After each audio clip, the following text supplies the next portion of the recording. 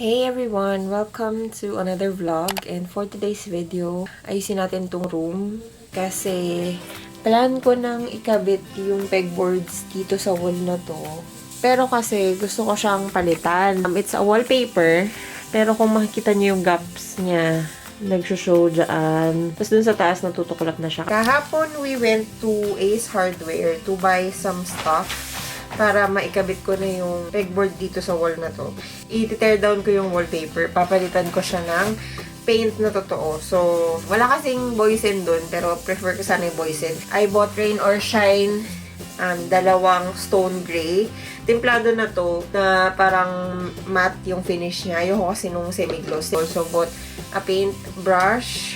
Pero hindi ko ipipaint brush yun. Siyempre, bumili ako ng yung roller.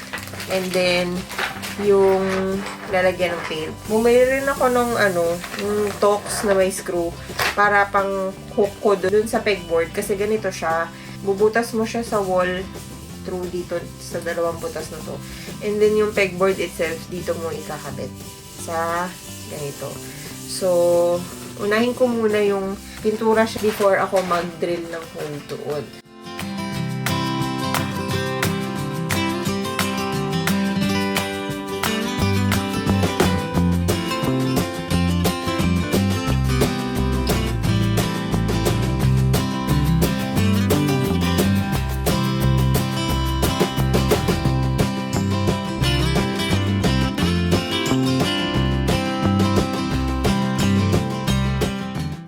Shocks. Hindi ko ito ini-expect. Akala ko pag tinanggal ko yung wallpaper, ganito lang siya na plain. Kaso yung bandang baba, natuklap yung paint. So, hindi ko siya pwedeng pinturahan over kasi pangit. Kailangan ko isa-isahin yung pagtanggal. Yung mga ganito. Ayan o.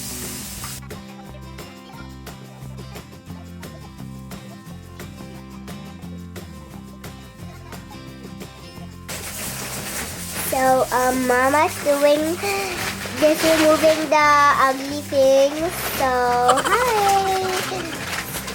So, she's gonna do the painting later after she's done getting rid of the ugly stuff on the wall.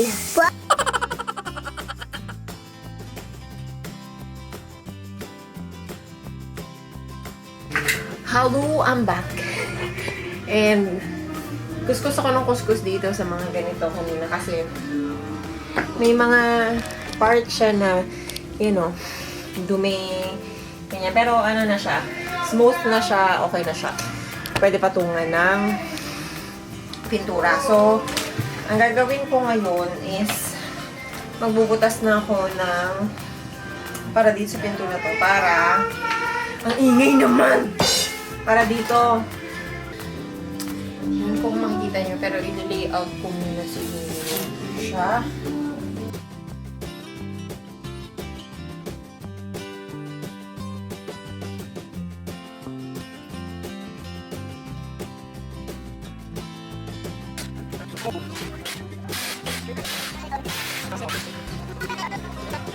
Hindi ko alam kung pantay ito.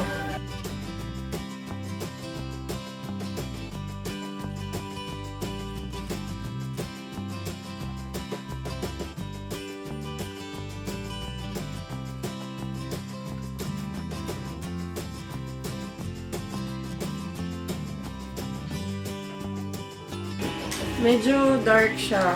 Nagpalit akong damit kasi yan, medyo dark siya. Ewan ko lang kung try muna natin ang brocha. Kasi wala lang. Feeling ko yung ayan na nga. Masyang dark. Baka i-one coat ko lang. Sobrang dark. Parang itim na halos.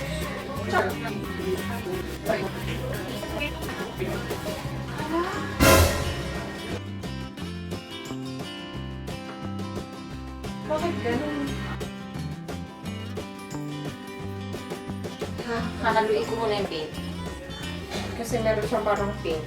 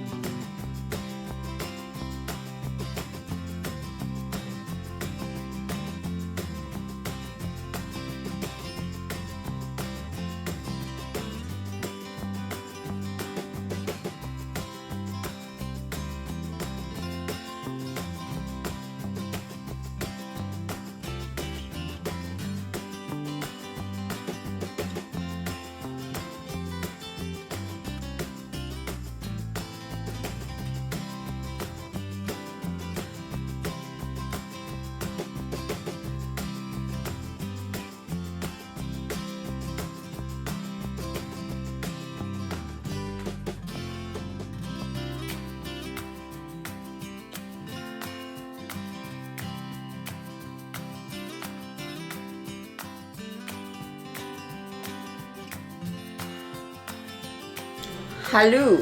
And, hindi ko na pantay. Ewan ko kung magpipick up ng camera. Ayan, pick up naman. Hindi siya pantay. Tapos, in-end ko kasi dito. Pero, aayusin ko syempre yung linya niyan. And then, hindi na ako nakapag-vlog kanina. Tapos, ayun o, hindi talaga siya pantay. Dito. Yung dito, like yan, pantay sana. Tapos dun sa taas, medyo may lumitaw na mga pink. Hindi ko rin alam bakit. Yan. So, style ko na lang. Perfectly imperfect. Parang gusto ko naman yung ganyan na parang medyo industrial look. Tapos, kinabit ko na yung pegboard ko pero hindi ko na na-vlog kasi na-stress ako kanina. Yung may isang dun sa marking ko na dito yata yun na nagtaliwas nung binarena. So, may pintura-pintura pa ako sa parte ng katawan ko. Ang hirap maligo kasi ang lamig, nakakalinis. Tapos ngayon, nagdidikit lang ako dito. Tapos, ayos ko na siguro yung positioning. Or I don't know, kasi meron pa akong isang 1 liter nung same paint. Hindi ko sure kung i-one coat ko pa ba siya o okay na sa kanya. Kasi parang sa akin okay na. Yan o, like kung yan yung video. Wala lang lighting sa face ko, pero okay na sa akin yung ganyan eh. Yung hindi siya talagang matte na matte. Or I'm not sure. Tapos yung mga hooks dito or yung mga accessories, baka umorder pa ako kasi wala pa akong mailagay sa kanya. Pero kinabit ko na siya kasi wala lang. Gusto ko lang. Kasi yun. Ayusin ko lang itong area. Wala na akong battery kaya I'll just go back pag tapos na akong maglinis.